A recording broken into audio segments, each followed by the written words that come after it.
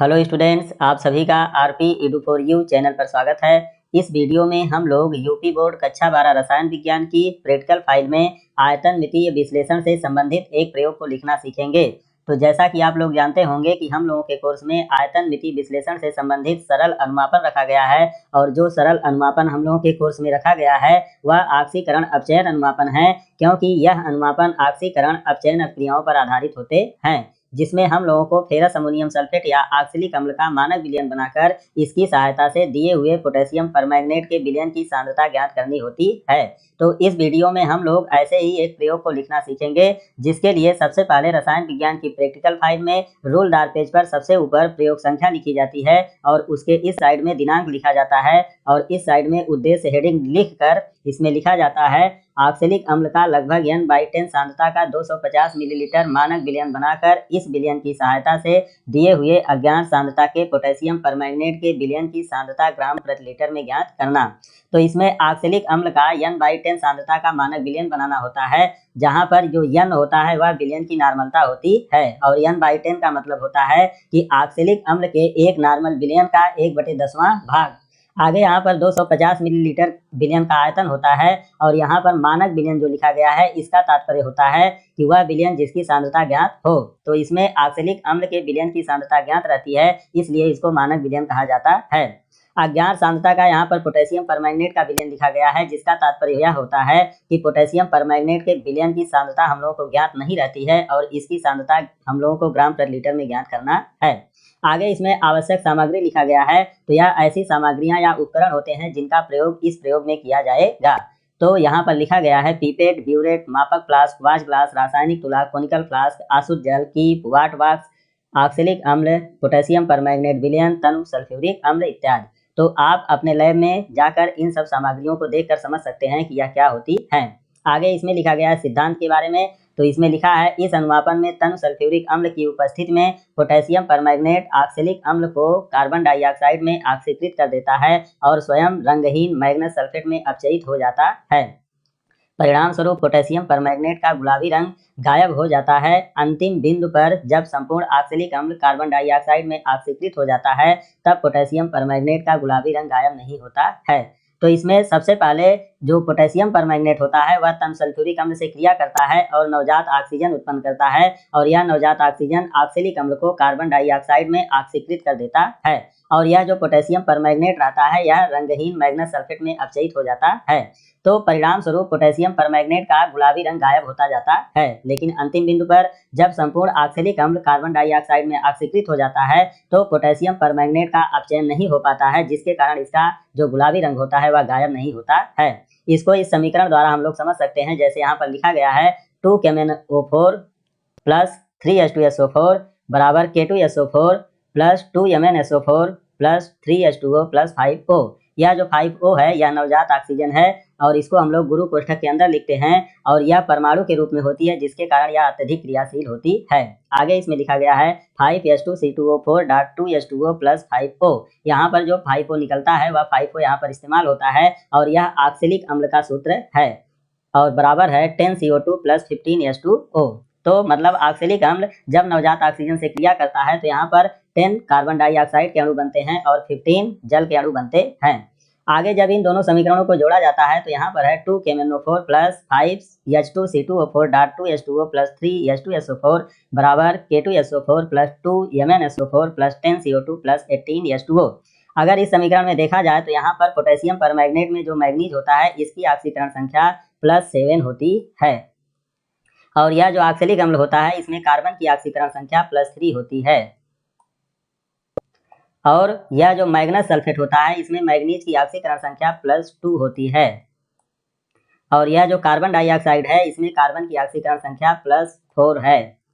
तो इसको देखकर आप समझ सकते हैं कि जब पोटेशियम परमैंगनेट मैग्नस सल्फेट में परिवर्तित होता है तो इसका अपचयन होता है, क्योंकि यहाँ पर धनात्मक ऑक्सीकरण संख्या में कमी आती है। आप इसमें देख सकते हैं कि मैग्नीज की ऑक्सीकरण संख्या यहाँ पर +7 है, और यहाँ पर +2 हो गई, यानी धनात्मक ऑक्सीकरण संख्या में कमी आ रही है। तो पोटेशियम परमैंगनेट गुलाबी रंग का होता है और मैग्नस सल्फेट रंगहीन होता है। आगे यह जो ऑक्सैलिक अम्ल होता है जब यह कार्बन डाइऑक्साइड में परिवर्तित होता है तो इसकी धनात्मक ऑक्सीकरण संख्या में वृद्धि होती है, जिससे सिद्ध होता है कि ऑक्सैलिक अम्ल का कार्बन डाइऑक्साइड में ऑक्सीकरण हो रहा है। तो यह क्रिया बराबर चलती रहती है जब तक कि विलयन में ऑक्सैलिक अम्ल उपस्थित रहता है। जब विलयन में ऑक्सैलिक अम्ल खत्म हो जाता है तो पोटेशियम परमैंगनेट का अपचयन नहीं होता है, जिसके कारण इसका गुलाबी रंग गायब होना बंद हो जाता है। आगे इसमें लिखा गया है सूचक के बारे में। तो सूचक ऐसे पदार्थ होते हैं जो अपना रंग परिवर्तित करके अंतिम बिंदु की सूचना देते हैं। तो इस अनुमापन में पोटेशियम परमैंगनेट का विलयन स्वयं सूचक का कार्य करता है, इसमें कोई वाह्य सूचक नहीं मिलाया जाता है। अंतिम बिंदु में है अस्थाई हल्का गुलाबी, यानी अंतिम बिंदु पर पोटेशियम परमैंगनेट का अस्थाई हल्का गुलाबी रंग बनता है। आगे इसमें है पदार्थ की आवश्यक मात्रा। 250 मिलीलीटर N/10 सांद्रता के मानक विलयन के लिए पदार्थ ऑक्सैलिक अम्ल की आवश्यक मात्रा। तो यहाँ पर जो पदार्थ है वह ऑक्सैलिक अम्ल है और 250 मिलीलीटर N/10 सांद्रता के मानक विलयन के लिए इसकी आवश्यक मात्रा का सूत्र होता है W बराबर X into E into V अपान 1000 ग्राम। अब यहाँ पर लिखा गया है जहाँ X बराबर विलयन की नॉर्मलता बराबर 1/10N, E बराबर ऑक्सैलिक अम्ल का तुल्यांकी भार बराबर 63 और V बराबर विलयन का आयतन बराबर 250 मिलीलीटर। तो आगे इसका मान रखेंगे समीकरण में। तो यहाँ पर है मान रखने पर W बराबर 1/10 गुणे 63 गुणे 250 बटे के 1000 ग्राम। इसको सॉल्व किया जाता है तो W का मान आता है 1.5750 ग्राम। जब इसको सॉल्व किया जाएगा तो ऑक्सैलिक अम्ल की जो आवश्यक मात्रा लेनी होती है उसका मान आता है 1.5750 ग्राम। आगे इसमें है प्रेक्षण। प्रेक्षण में दो प्रेक्षण होते हैं, जिसमें पहला प्रेक्षण है 250 मिलीलीटर N/10 सांद्रता के मानक ऑक्सैलिक अम्ल के विलयन के लिए तौल प्रेक्षण। तो इसमें कुल 4 पॉइंट हैं, जिसमें पहला है वाच ग्लास का भार बराबर। तो वाच ग्लास का भार है 16.2680 ग्राम। आगे दूसरा पॉइंट है वाच ग्लास प्लस ऑक्सैलिक अम्ल का भार बराबर 16.2680 ग्राम प्लस 1.5750 ग्राम। तो यहाँ पर देखिए वाच ग्लास प्लस ऑक्सैलिक अम्ल का भार लेना है तो वाच ग्लास का भार इतना है, यहाँ पर वही चीज़ यहाँ लिखी जाएगी। ऑक्सैलिक अम्ल का जो भार लेना है वह इतना लेना है, तो इसको हम लोग यहाँ लिखेंगे, दोनों को जोड़ा जाता है तो यह वैल्यू आती है 17.8430 ग्राम। उसके बाद तीसरा पॉइंट है ऑक्सैलिक अम्ल निकालने के बाद वाच ग्लास का भार बराबर 16.2684 ग्राम।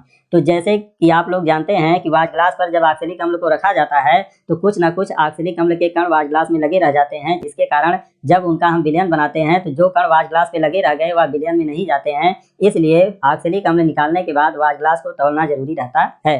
तो जब तौला गया तो यहाँ पर भार में थोड़ी सी वृद्धि हो गई। यहाँ पर आप देखकर समझ सकते हैं कि वाच ग्लास था यहाँ पर 0 और यहाँ पर आ गया 4, थोड़ा सा वृद्धि हुई। आगे इसमें लिखा गया है चौथा पॉइंट, मानक विलयन में प्रयुक्त ऑक्सैलिक अम्ल का वास्तविक भार W बराबर सेकेंड माइनस थर्ड। तो सेकेंड की वैल्यू यहाँ पर है और थर्ड की वैल्यू यहाँ पर है, दोनों को हम लोग रखेंगे। तो यहाँ पर रखा गया सेकेंड और यहाँ पर रखा गया थर्ड, दोनों को जब घटाया जाएगा तो घटाने पर यह वैल्यू आती है 1.5746 ग्राम। तो अब यहाँ पर W का मान आता है 1.5746 ग्राम। तो यहाँ पर W का जो मान आया रहता है इतना हमको आवश्यकता रहती है, लेकिन विलयन में केवल इतना ग्राम गया है, इसलिए आगे की गणना में हम लोग W का मान इतना केवल रखते हैं। आगे इसमें दूसरा प्रेक्षण है मानक ऑक्सैलिक अम्ल के विलयन तथा अज्ञात पोटेशियम परमैंगनेट के विलयन के मध्य अनुमापन। इसके लिए हम लोग इस तरह से एक टेबल बनाते हैं, जिसमें यहाँ पर क्रम संख्या लिखा है। इसमें है ऑक्सैलिक अम्ल के मानक विलयन का आयतन मिलीलीटर में, इसको हम लोग भी ज्ञात कहते हैं क्योंकि इस विलयन की सांद्रता ज्ञात रहती है। आगे इस कॉलम में है पोटेशियम परमैंगनेट के विलयन से भरे ब्यूरेट का पाठ्यांक मिलीलीटर में, जिसमें पुनः 2 कॉलम है, प्रारंभिक और अंतिम। इस कॉलम में है अनुमापन में प्रयुक्त पोटेशियम परमैंगनेट के विलयन का आयतन मिलीलीटर में, और इस कॉलम में है सदृश पाठ्यांक मिलीलीटर में, जिसको भी अज्ञात कहते हैं क्योंकि इस विलयन की सांद्रता हम लोगों को ज्ञात नहीं रहती है, इसकी सांद्रता ज्ञात करनी होती है। तो हम लोग इस अनुमापन के लिए कम से कम 3 रीडिंग लेते हैं, जिसके लिए क्रम संख्या में 1, 2 और 3 लिख देते हैं, और उसके बाद जो कोनिकल फ्लास्क होता है उसमें ऑक्सैलिक अम्ल के मानक विलयन को लेते हैं। तो जो ऑक्सैलिक अम्ल का मानक विलयन लिया जाता है वह पीपेट की सहायता से लिया जाता है, और जो पीपेट हम लोग प्रयोग करते हैं वह सामान्यतः 20 मिलीलीटर या 25 मिलीलीटर के होते हैं। तो यहाँ पर जो पीपेट प्रयोग किया गया है वह 25 मिलीलीटर का है, तो इसमें हम लोग यहाँ पर 25 मिलीलीटर लिख देंगे। उसके बाद ब्यूरेट में पोटेशियम परमैंगनेट के विलयन को भरते हैं, तो जो ब्यूरेट होता है वह 50 मिलीलीटर का होता है, जो हम लोगों के प्रयोगशाला में उपलब्ध होता है। तो इसमें हम लोग पोटेशियम परमैंगनेट के विलयन को भर देंगे। तो जो ब्यूरेट होता है उसमें सबसे ऊपर की तरफ 0 0 रहता है, तो प्रारंभिक आयतन यहाँ पर 0 है। और जब हम लोग ऑक्सैलिक अम्ल के विलयन में पोटेशियम परमैंगनेट के विलयन को बूंद बूंद करके मिलाते हैं, तो मिलाने पर जब पोटेशियम परमैंगनेट के विलयन का रंग बदलना बंद हो जाता है, उस रीडिंग को हम लोगों को नोट करना होता है और वही अंतिम बिंदु यहाँ पर होता है। जैसे इसमें है 0.0 से हमने शुरू किया, तो यहाँ पर जब गुलाबी रंग गायब होना बंद हुआ उस समय रीडिंग आई 24.6, तो यहाँ पर हम लोग लिख देंगे 24.6। आगे यहाँ पर जो लिखा गया है अनुमापन में प्रयुक्त पोटेशियम परमैंगनेट के विलयन का आयतन मिलीलीटर में, तो इसको ज्ञात करने के लिए अंतिम में से प्रारंभिक को घटाया जाता है। यानी यहाँ पर जो रीडिंग रहती है इसमें से इस रीडिंग को घटाया जाता है, तो घटाने पर जो आता है उसको हम लोग यहाँ पर लिख देते हैं। तो यहाँ पर 24.6 में से 0.0 को घटाया जाएगा तो आएगा 24.6। इसी तरह से तीनों रीडिंग निकाली जाती है और तीनों रीडिंग निकालने के बाद देखिए क्या होता है, इसको हम लोग पूरी तरह से जब निकाल लेते हैं तो निकालने पर यह जो अनुमापन में प्रयुक्त पोटेशियम परमैंगनेट के विलयन का आयतन आता है, इसमें यह देखते हैं कि कौन सी दो रीडिंग समान है। तो जो दो रीडिंग समान होती है उस रीडिंग को हम लोग यहाँ पर लिख देते हैं, क्योंकि यहाँ पर सदृश जो लिखा है, सदृश का मतलब होता है समान दिखाई देने वाला। तो इन तीनों रीडिंग में से जो समान होती है उस रीडिंग को हम लोग यहाँ पर लिखते हैं और इसी को हम लोग भी अज्ञात मानते हैं। आगे अब इसके बाद गणना करते हैं, तो गणना पे यहाँ पर लिखा गया है अज्ञात पोटेशियम परमैंगनेट के विलयन की सांद्रता यस बराबर 4 × W × V ज्ञात × 31.6 बटे V अज्ञात × 63 ग्राम प्रति लीटर। अब इसमें हम लोग मान रखेंगे, तो मान रखने पर यस बराबर है 4 × W। W जो होता है यह ऑक्सैलिक अम्ल का भार होता है और ऑक्सैलिक अम्ल का जो ये वाला भार है ये वाला लिखा जाता है। तो यहाँ पर W का मान है 1.5746, उस मान को आप यहाँ पर लिख देंगे और लिखने के बाद यह जो है वह भी ज्ञात है, तो भी ज्ञात हमारा ये वाला है, तो इसमें जो रहेगा उसको हम लोग लिखेंगे। और यह जो 31.6 होता है यह पोटेशियम परमैंगनेट का तुल्यांकी भार होता है। आगे यहाँ पर है भी अज्ञात, तो भी अज्ञात यहाँ पर है 24.5, तो इसको हम लोग लिख देंगे यहाँ पर। और यह जो 63 है यह ऑक्सैलिक अम्ल का तुल्यांकी भार है, तो इसमें 4 × W × V ज्ञात × या 31.6 यह पोटेशियम परमैंगनेट का तुल्यांकी भार है और यह ऑक्सैलिक अम्ल का तुल्यांकी भार है और यह भी ज्ञात है जो यहाँ पर रहेगा इस कॉलम में, और यह जो भी अज्ञात है वह इस कॉलम में जो रहेगा उसको यहाँ पर लिखा जाएगा और लिख के कैलकुलेशन कर दिया जाएगा। तो करने पर पहले इतना आएगा और फिर उसके बाद यस बराबर आएगा 3.2237 ग्राम प्रति लीटर। यह दशमलव के कई अंकों तक आता है, लेकिन यहाँ पर 4 अंकों तक हमको लिखना होता है, इसलिए यहाँ पर लिखा गया 3.2237 ग्राम प्रति लीटर। तो इस प्रकार से दिए हुए पोटेशियम परमैंगनेट के विलयन की सांद्रता 3.2237 ग्राम प्रति लीटर ज्ञात होती है और इसी आधार पे यहाँ पर परिणाम लिखा जाता है दिए गए पोटेशियम परमैंगनेट के विलयन की सांद्रता 3.2237 ग्राम प्रति लीटर ज्ञात किया।